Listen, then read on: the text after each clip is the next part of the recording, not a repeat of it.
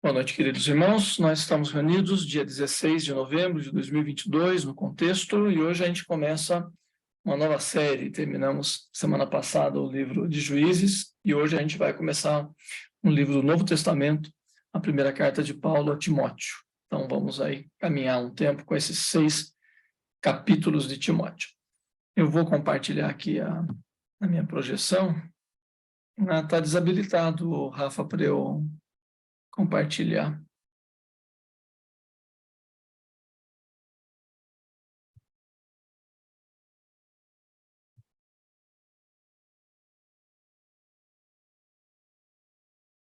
Agora deu certo, professor?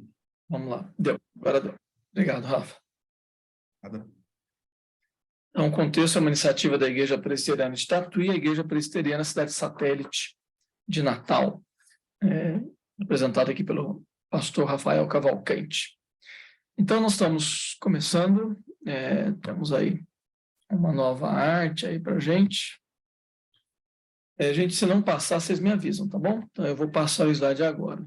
Deu certo? Deu. Obrigado. Sim. Então, hoje eu vou dividir essa sessão nossa em dois grandes blocos. No primeiro, fazendo uma introdução à carta, porque é importante à medida em que, como é uma carta, né, um texto trocado entre alguém, né, entre o apóstolo Paulo, outra pessoa e demais membros da igreja, é importante a gente situar algumas questões e depois fazer considerações, mesmo que de modo mais genérico, mas fazer considerações sobre o capítulo 1º.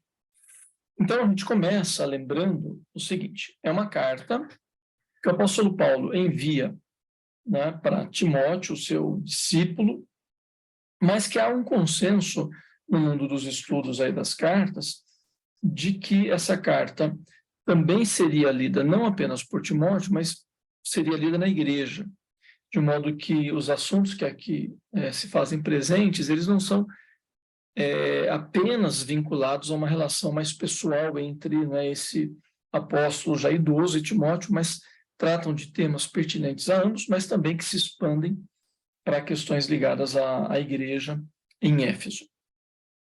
Uma coisa que, assim, a gente acha que o apóstolo Paulo que deu esse nome, né, de epístolas pastorais, as duas cartas que ele escreveu a Timóteo e a Tito. Interessante é que esse título, né, Epístolas Pastorais, que é atribuído a essas 3 cartas, ele surge apenas no século XVIII, no mundo exegético alemão.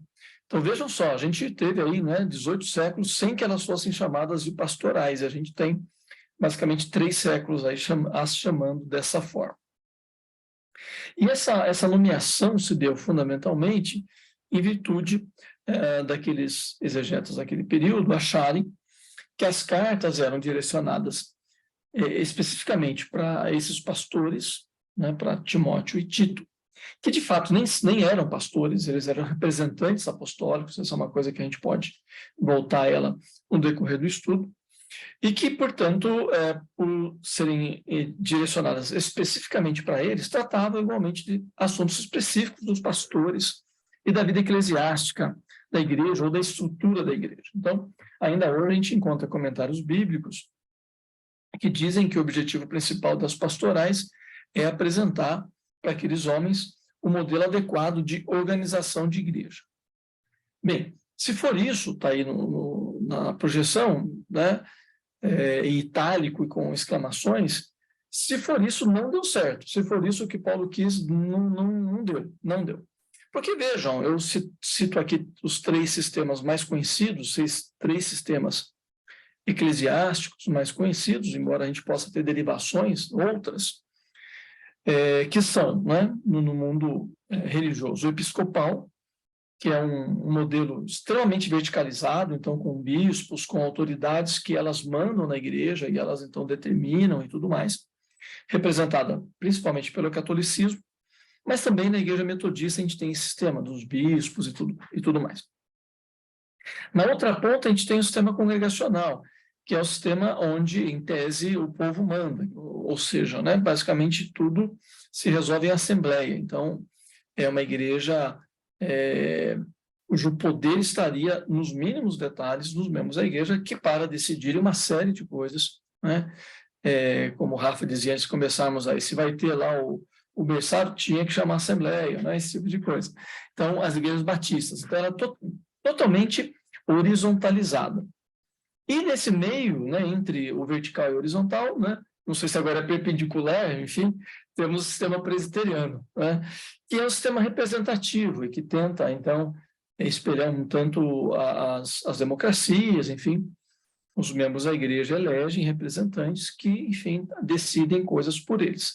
Não obstante, também existam assembleias, também existam temas e assuntos que somente a assembleia pode resolver. Mas vejam só, olhem a curiosidade.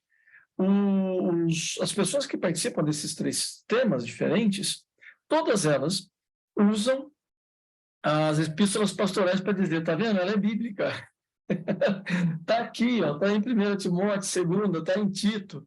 Então, por isso que eu comecei dizendo, de certa forma, até brincando, que se o objetivo de Paulo era mostrar, né, como a igreja tem que se organizar, não deu certo, porque a história da igreja mostra que, né, ninguém entendeu isso, né, a coisa não deu certo. Então, a gente precisaria caminhar para uma outra direção, né? Então, aí eu retomo o início da fala, de que é uma carta, e por ser carta, ela é circunstancial. Isso significa, né, existe ou existem razões pelas quais ela foi escrita, e isso vincula muito quem produz e quem recebe, e o contexto de ambos.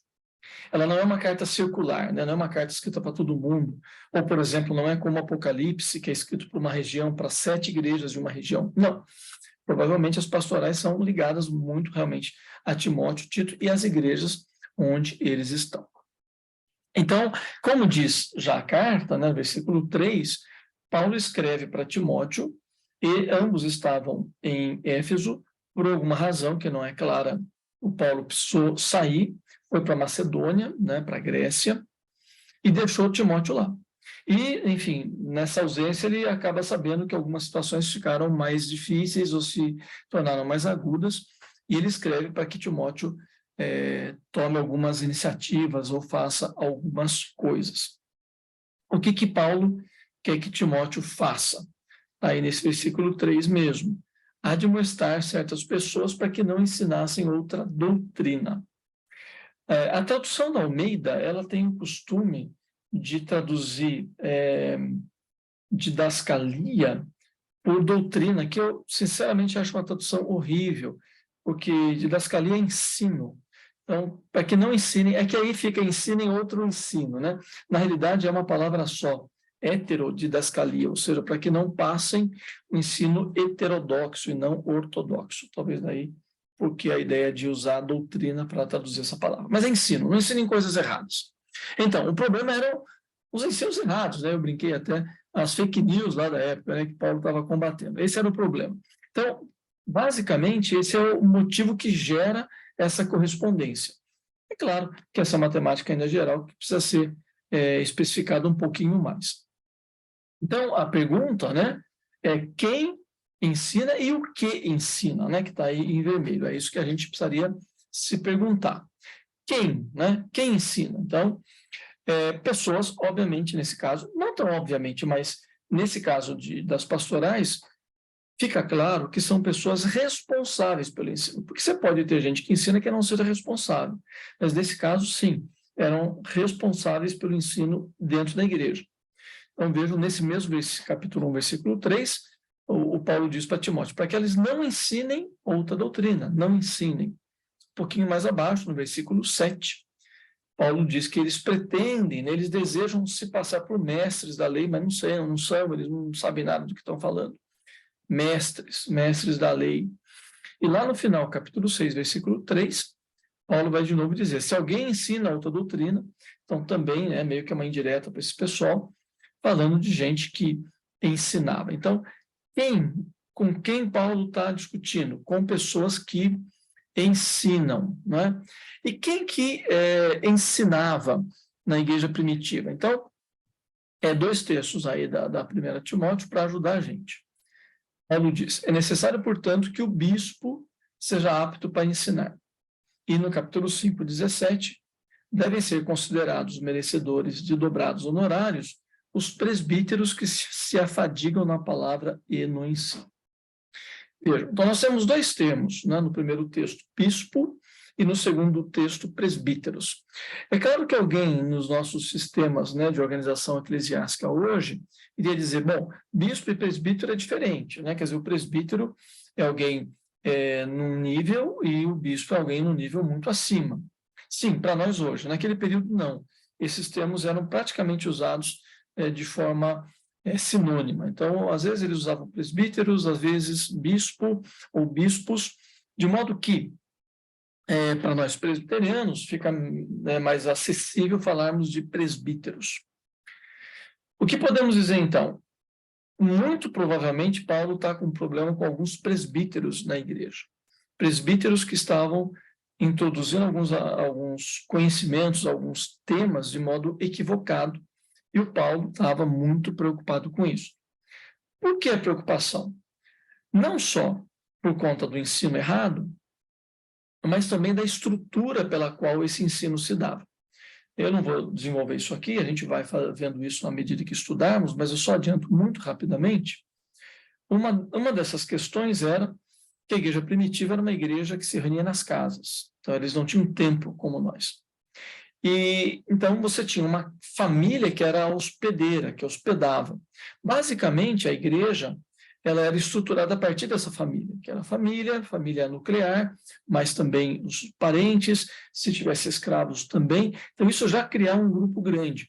A esse grupo poderiam se associar outras pessoas. Quem era o pastor, quem era o presbítero dessa igreja doméstica? Muito provavelmente o dono da casa. E vejam, né, nessa estrutura familiar e social, esse dono da casa era uma pessoa que exercia todo o poder ali dentro de casa. E aí, vejam, se essa pessoa começava a pensar diferente de Paulo e a ensinar coisas diferentes, provavelmente Paulo não teria mais possibilidade de contato com aquela igreja. Porque simplesmente esse cara ia dizer, aqui na minha casa você não entra e acabou. Então, esse problema que Paulo está enfrentando, ele é mais agudo do que a gente teria hoje, né? Por conta desse contexto. Então, isso era um problema interno e um problema seríssimo na igreja primitiva. As cartas de João vão dar conta dessa questão também, né? Principalmente a terceira carta. Então, quem ensinava? Muito provavelmente líderes, presbíteros, e por isso que também depois, na carta, Paulo vai orientar para que não se tenha muita pressa para ordenar presbíteros, que haja bom testemunho, que etc. Por quê? Porque ele estava tendo problema com presbíteros. Quem ensinava? Os presbíteros. O que era ensinado? Bom, é claro, eu não vou adiantar, porque é isso que você vai estudar na carta, então fica para a gente ir, né, desenvolvendo. Não obstante, no primeiro capítulo, que a gente vai dar uma olhada agora, a gente já tem elementos assim, bastante concretos dessa questão do ensino, desse ensino equivocado, errado, que esses homens aí, né, estavam trazendo. Então, vamos dar uma olhadinha nesse primeiro capítulo. Eu não vou ler os 20 versículos, vou mencionando à medida que a gente for passando por eles, lendo, e você deve estar com a sua Bíblia aí, você pode acompanhar também. Uma coisa interessante de cara, que quando a gente lê 1 Timóteo, e se a gente lembra um pouco das cartas de Paulo, é que não tem ação de graças. Então, por exemplo, a 2 Timóteo tem, vou dar uma olhadinha, vejam aqui, capítulo 1, versículos de 3 a 5. Vejam a ação de graças em 2 Timóteo. Dou graças a Deus, a quem desde os meus antepassados sirvo com consciência pura, porque sem cessar me lembro de ti nas minhas orações, noite e dia, e assim vai. Então, a ação de graças é sempre aquele momento no início da carta onde Paulo agradece a pessoa, ou agradece a igreja, lembra, né, traz memórias gratas e tal. As duas únicas cartas paulinas que não têm ação de graças aqui, 1 Timóteo, e Gálatas. Gálatas porque é uma carta pesadíssima, né? Paulo começa, como a gente brinca, né, pé no peito, ele já vai para cima, ele não tem muito o que agradecer para aquela turma, não. E 1 Timóteo não é necessariamente que ele está muito bravo, mas ele está muito preocupado, muito, muito. Então ele já começa muito rápido e com muita seriedade a tratar dos temas que ele quer desenvolver. E aí eu apresento a estrutura, né? Uma proposta de estrutura, obviamente, a gente pode pensar de outra forma. Mas é uma proposta de estrutura. Por quê? A gente sempre se preocupa em tentar perceber como o texto está organizado, porque a forma como ele se apresenta para a gente também é uma forma pela qual o conteúdo é desenvolvido. Então, é importante a gente perceber. E vejam só, a gente tem dois pares, né, de textos aí que são paralelos. Então, o versículo 3 ao 7 tem o mesmo assunto que os versículos 18 a 20. Claro que não é exatamente o mesmo, mas eles têm muitos pontos de contato, de modo que eles podem ser vistos como sequência um do outro. Então, nos extremos. E, mais internamente, o versículo 8 a 11 tem pontos de contato com os versículos 12 a 17. Então, essa é a ideia, que a gente leia junto 3, 7 a 18, 20, e depois leiamos juntos 8 a 11 e do 12 ao 17. Do 3 ao 7, Paulo fala diretamente com Timóteo, né? Então, começa com aquilo que a gente já mencionou, ele diz que está viajando e pede para Timóteo tomar conta, admoestar o pessoal, enfim, Paulo orienta Timóteo para combater o falso ensino. No 18 a 20, Paulo retoma essas orientações a Timóteo.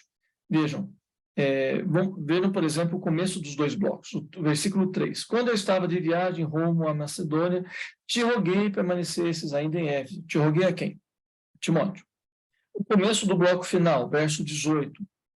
Esse é o dever de que te encarrega ao filho Timóteo. Então, percebam que esses dois blocos são direcionados muito assim, diretamente para Timóteo. Do 8 ao 11 e do 12 ao 17 é diferente. Do 8 ao 11, Paulo traz observações sobre a lei.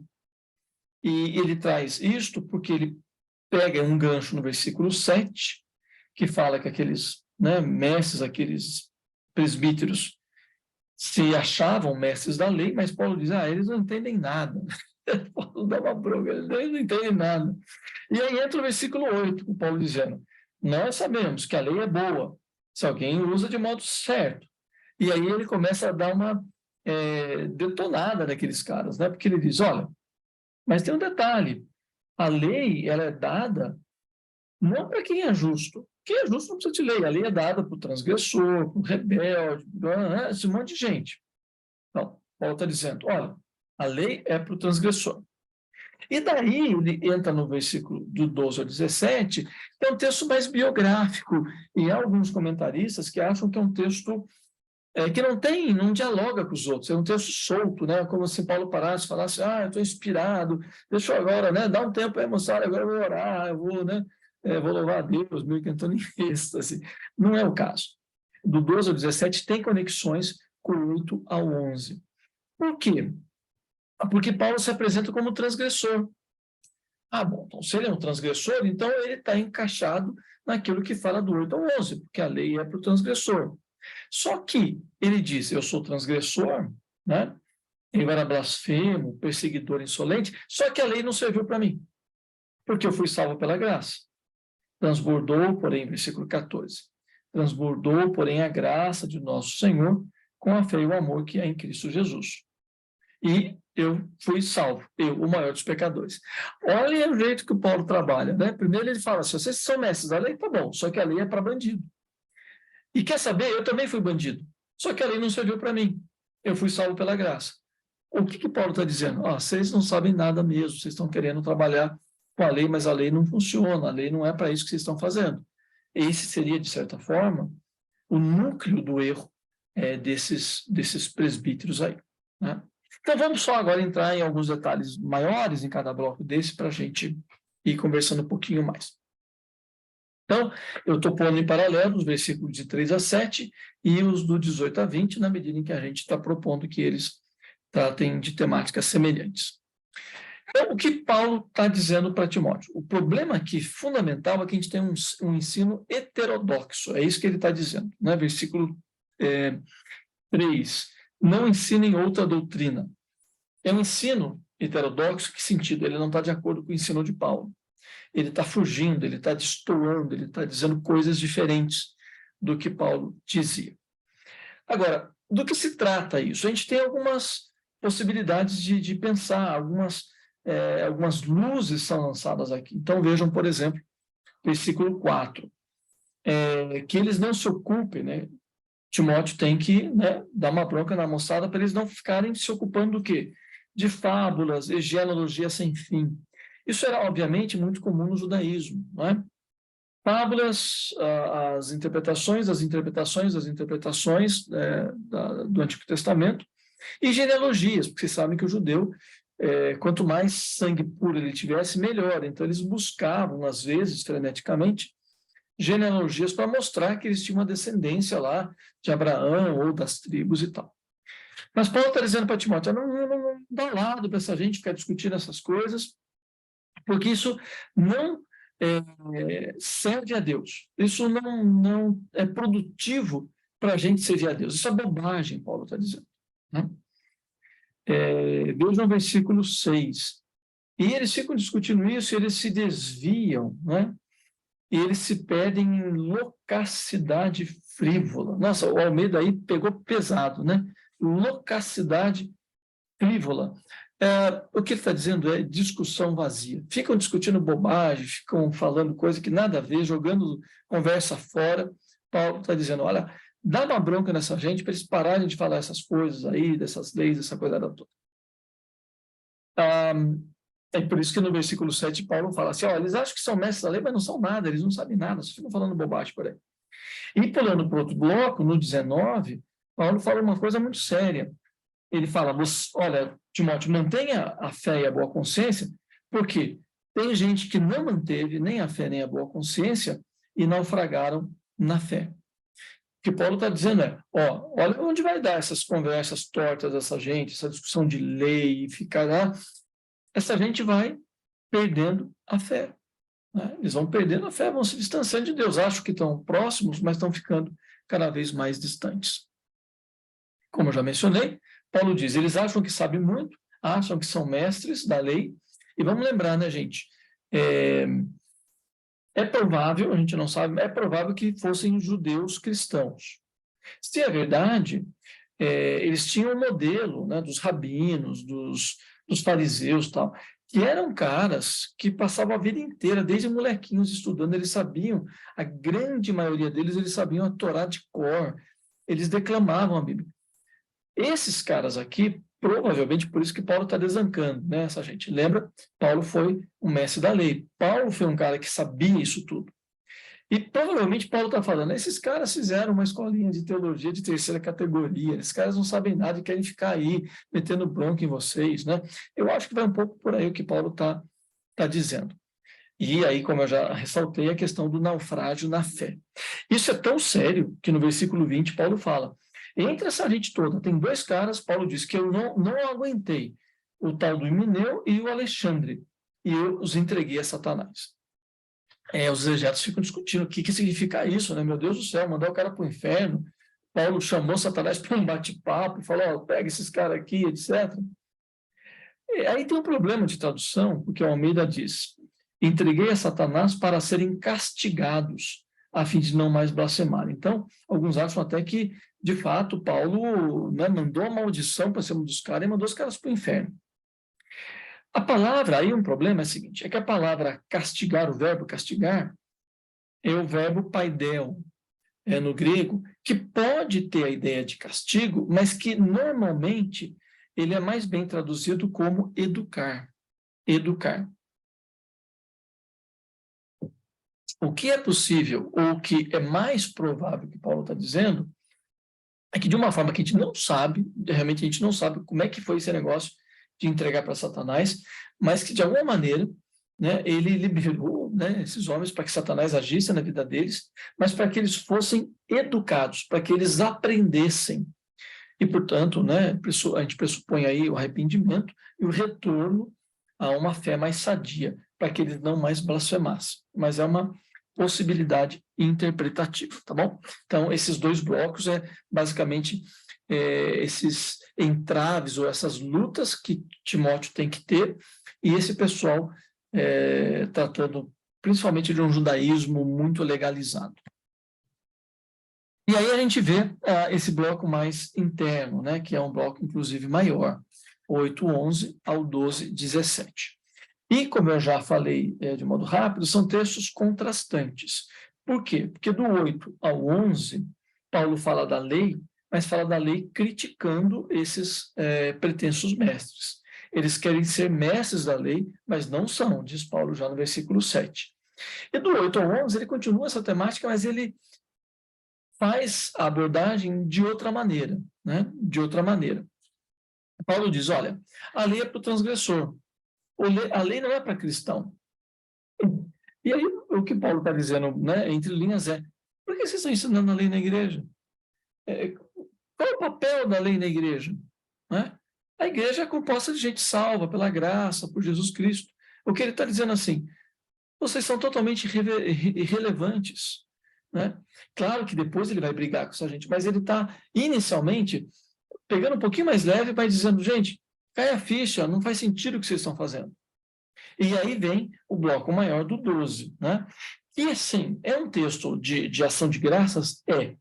Mas aí Paulo, muito sabiamente, está usando esse gênero de ação de graças e colocando nele alguns elementos, como eu falei há pouco, para criticar esses pretensos mestres da lei.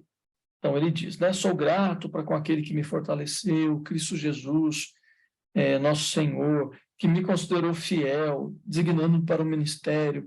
Vejam, dentro do judaísmo, a gente poderia pensar que alguém que fala de si dessa forma era um cumpridor da lei, porque era esse o caminho. A mim que no outro tempo era blasfemo e perseguidor e insolente. Opa, a lei seria para Paulo. Mas obtive misericórdia, pois o fiz na ignorância, na incredulidade. Aí já começa a mudar, está meio estranho o negócio. Transbordou, porém, a graça de nosso Senhor com a fé e o amor que é em Cristo Jesus. Transbordou para ele, né? Claro, ele, Paulo. Fiel é a palavra, vejam, fiel é a palavra, né? Então, há toda uma discussão de infidelidade. Né? Paulo diz, fiel é a palavra e digna de toda aceitação, ou seja, todo mundo tem que aceitar o que eu estou dizendo, né? Paulo fala. Que Cristo Jesus veio ao mundo para salvar os pecadores, dos quais eu sou o principal. Aí ele quebrou o que os caras faziam, porque ele está dizendo, eu sou pecador, então se eu sou pecador, a lei tem que vir para mim. E talvez o que Paulo está dizendo, vocês acham então que todo mundo aqui na comunidade é pecador e vocês querem corrigir a turma com a lei? Não, Paulo está dizendo, aprendam, nós somos pecadores. O que acontece?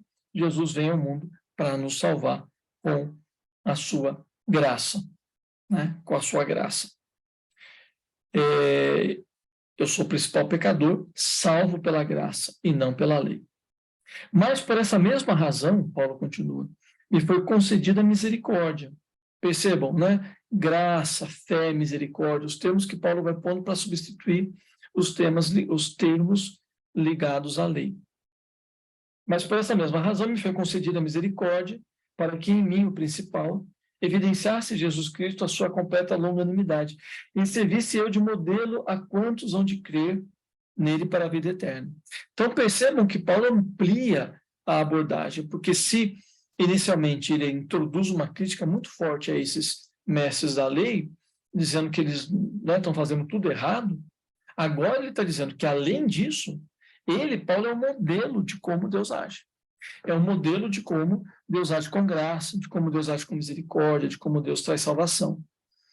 E ele está dizendo, querem olhar para alguém? Olhem para mim, e não para esses caras aí, esses mestres da lei. Só que tem um detalhe, ele não está lá, né? Quem está lá é Timóteo. Então, para que é isso? Para reforçar a autoridade de Timóteo. Então, quando Timóteo vai ensinar, vai falar, ou vai até brigar com esses caras, o que Paulo está dizendo? Timóteo leva Paulo na frente. É o modelo de Paulo que está sendo usado. Claro, a autoridade paulina, a autoridade apostólica de Paulo. Né? Bem, e aí então a gente já podemos caminhar para pensar algumas aplicações disso que eu estou conversando com vocês. Primeiro, que a gente tem que reconhecer que o contexto das pastorais desta primeira carta é muito difícil, muito. Talvez só realmente a carta aos Gálatas foi tão difícil quanto essa. Porque, só que é diferente, né? No Gálatas você tinha judeus vindo de fora e querendo, né, influenciar a comunidade, aqui você tem gente de dentro, que é pior ainda, né? Pior ainda. E depois a gente vê, esses caras eram muito espertos, eles estavam começando a convencer viúvas novas, estão entrando na casa de viúvas novas, moças ainda, e aí, nossa, todo um problema, todo um problema. E o problema é de ensino. Mas percebam que não é uma discussão só de teoria, é um ensino muito concreto, muito prático, porque ele tem a ver com a forma como a gente vive. Esse problema ele se torna mais agudo porque Paulo está ausente. E aí ele está pressionando Timóteo para que Timóteo assuma essa luta. Né? E não é tão fácil assim. Né? Timóteo está lá meio sozinho. E o problema é o problema da lei. Né? É o problema da lei. São caras que estão propondo a lei como um caminho de vida e de salvação. O problema que Paulo aponta aí para a lei, e que é muito diferente quando a gente olha Romanos, por exemplo, ou mesmo Gálatas. A abordagem de Paulo aqui, para criticar esse pessoal que trabalha a lei, é dizer simplesmente, olha, a lei não traz salvação. E a lei também não gera santificação. Sabe o que a lei faz? Ela cria duas castas, né? A dos mestres, que se sobrepõem, que são os que acham, que sabem, que são santos, acham que são santos, e o povo que está abaixo. Os de cima e os de baixo. Só que os que oprimem e os que são oprimidos. Esse é o problema da lei. É por isso que Paulo está brigando muito. Porque é claro que não cabe na concepção de Paulo esse tipo de visão de igreja. Igreja é o povo de Deus, onde o Espírito Santo habita. Por isso que Paulo está sendo muito contundente com esse pessoal. Agora entra uma pergunta, né, que a gente poderia fazer, mas então, se Paulo está brigando com esses legalistas, ele também não está sendo legalista ao brigar com eles? Porque, enfim, a gente esperaria que você combata o legalismo com a graça. Na teoria, mas Paulo sabe que não é bem assim, né? Aí Paulo tem que brigar contra os legalistas, ele tem que brigar a favor da graça. E é assim mesmo, né? Ele está forçando a barra para que Timóteo também assuma essa briga. Em alguns momentos, né, gente? A gente precisa realmente se opor. Em alguns momentos a gente precisa realmente fazer uma frente, né? Porque senão essas pessoas equivocadas, erradas, tomam conta e a coisa, a hora que você vê, não tem mais o que fazer. Por isso que é necessário se opor ao falso ensino. Mas aí, como? Né? A questão é, sem entrar em discussões, porque vejam, lá do versículo 3 ao 7, Paulo está criticando essa turma que fica discutindo, falando um monte de coisa. Então, qual é a estratégia de Paulo? Primeiro é mandar carta. Né? Uma carta para Timóteo. Só que Timóteo vai ler na igreja. Então, muito do que Paulo fala para Timóteo vaza para a igreja e vem, então, como se fosse direto de Paulo para a igreja. Então, essa é uma estratégia de Paulo. A outra é, de certa forma, empoderar Timóteo. É dizer, olha, né, todo mundo está ouvindo a carta e está vendo que Paulo está dando autoridade para Timóteo. E aí Timóteo vai, então, aconselhar, vai conversar, vai falar com o pessoal. Necessariamente não vai entrar em conflito como essa gente estava fazendo. E claro que ele vai se respaldar usando o testemunho ou o exemplo de Paulo. Se isso dá certo ou não, a gente não sabe, porque a gente não tem, né, a sequência, ou a gente não tem a carta do Timóteo para Paulo, dizendo, Paulo deu certo, Paulo não deu certo, não, vai embora, por favor, né? Pior, me socorre, me ajuda, né? Então, é isso.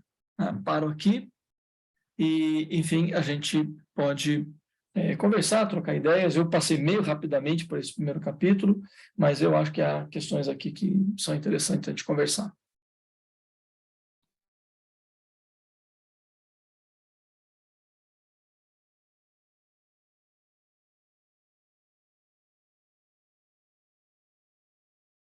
Só uma coisa, o senhor não quer